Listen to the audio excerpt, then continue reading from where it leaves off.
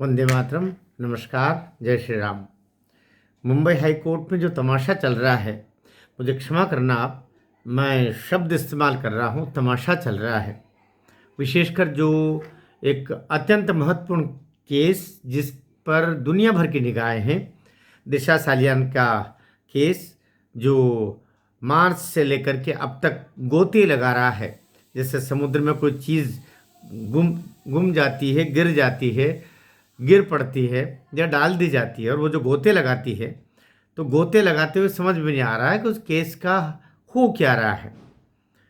Justice Yevati, फिर से लेकर के कोतवाल साहब, अब कोतवाल साहब का ट्रांसफ़र मुंबई हाई कोर्ट से गोवा कर दिया गया या हो गया, तो अभी तक वहीं चल रहा था।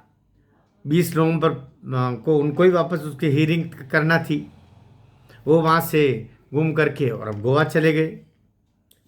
यहाँ तक भी हुआ, लेकिन अब उस केस को अपने हाथ में ले ले लिया है आ, मुख्य न्यायाधीश मुंबई हाई कोर्ट चंद्रशेखर जी ने। जस्टिस चंद्रशेखर जी के हाथ में अब वो केस आ गया, उन्होंने खुद ही ले लिया। और जब खुद मुख्य न्यायाधीश हाथ में लेता है तो उसको कोई मना नहीं कर सकता। उन्होंने अपने हाथ में ले लिया।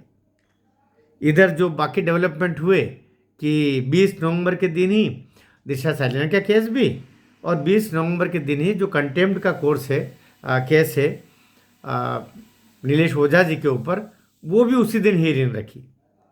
तो क्या ऐसा नहीं लगता कि ये बहुत बड़ा षड्यंत्र, बहुत दुखद षड्यंत्र, कानून को तमाशा बनाने वाला षड्यंत्र मुंबई हाई कोर्ट में चल रहा है? यहाँ तक भी हुआ है। इसके आगे का और सुनिए। आगे जो हो रहा है वो तो तमाशे का पिताजी हो रहा है, मान के चलिए। जस्टिस चंद्रशेखर जी के पास में नीलेश ओझा जी अपनी बात रखने गए, और उसमें फिर उन्होंने जो तथ्य रखे तो उनको धमका दिया। नीलेश ओझा जी के साथ 16 एडवोकेट और भी थे, उनको भी धमका दिया। हालत ये कि जैसे कहीं भाई गुंडे मवाली जो धमकाते हैं और कहते हैं ऐसा नहीं ऐसा होना चाहिए, वो स्थिति बन रही है। तो ये किसके इशारे पर हो रहा है?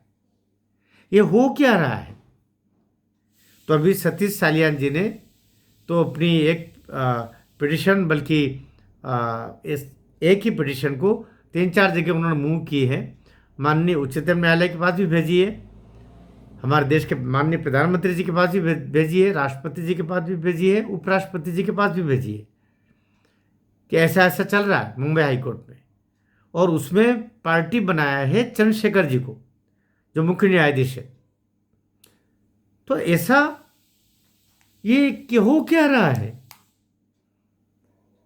और जो अभी जो उनका कंटेम्प्ट वाले केसेस को लेकर के जो ऑर्डर पास किया, वो उस ऑर्डर में वो उद्धरण दे दिए गए जो ओवर रूल हो चुके गए। ओवर रूल मतलब ये होता है कि जो लार्जर बेंच है वो उससे पहले के डिसीजन को बदल देती है।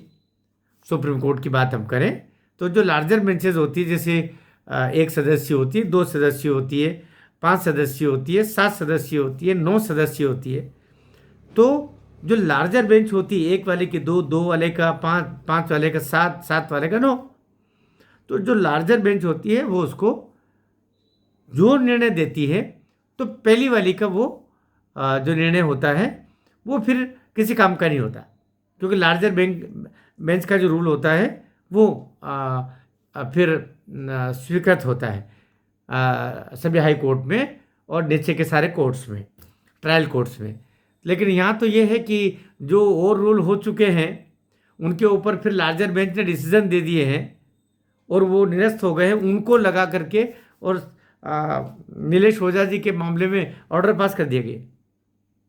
तो वो क्या रहा है, हो क्या रहा है मुंबई हाई कोर्ट में? क्या ये किसी बड़े साजिश, बड़ी धमकी का मामला तो नहीं हो रहा है? ये तो जांच का विषय है। आज जिस तरीके से दिल्ली में कल शाम को ब्लास्ट हुआ, वो भी डरा रहा। जजेस को भी धमकाए जाते हैं।